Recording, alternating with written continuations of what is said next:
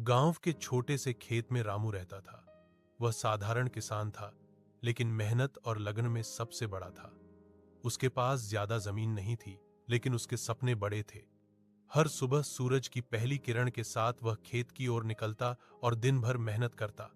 गांव वाले अक्सर कहते, इतनी मेहनत से क्या होगा, लेकिन रामू मुस्कुराता और कहता, मेहनत कभी बेकार नहीं जाती। एक साल गांव में बारिश बहुत कम हुई। खेत सूखने लगे और फसल धीरे धीरे मुरझाने लगी। लोग कहते रहे कि इस साल फसल नहीं होगी, लेकिन रामू ने हार नहीं मानी। उसने छोटे छोटे नाले खोदने शुरू किए, मिट्टी में खाद डाली और हर पौधे की छोटी छोटी जरूरतों का ध्यान रखा। कभी कभी थकावट इतनी बढ़ जाती कि वह बैठकर आराम करता। उसकी पत्नी और बच्चे कहते, रामू, थोड़ी राहत ले लो, इतनी मेहनत मत करो। लेकिन रामू हंस कर कहता, मुश्किल समय में मेहनत ही हमारी सबसे बड़ी ताकत है।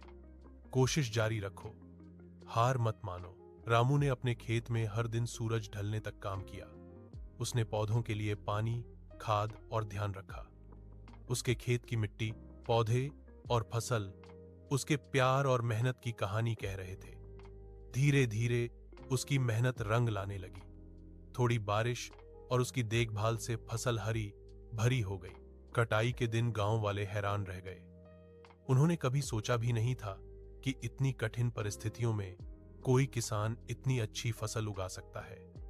रामू ने अपनी लगन, मेहनत और धैर्य से साबित कर दिया कि सच्ची मेहनत कभी बेकार नहीं जाती। रामू की कहानी सिर्फ उसकी सफलता की नहीं थी, बल्कि पूरे गांव के लिए प्रेरणा बन गई। गांव के बच्चे और युवा उसकी मेहनत देखकर सीखे कि कभी हार नहीं माननी चाहिए और हमेशा अपने सपनों के लिए मेहनत करनी चाहिए।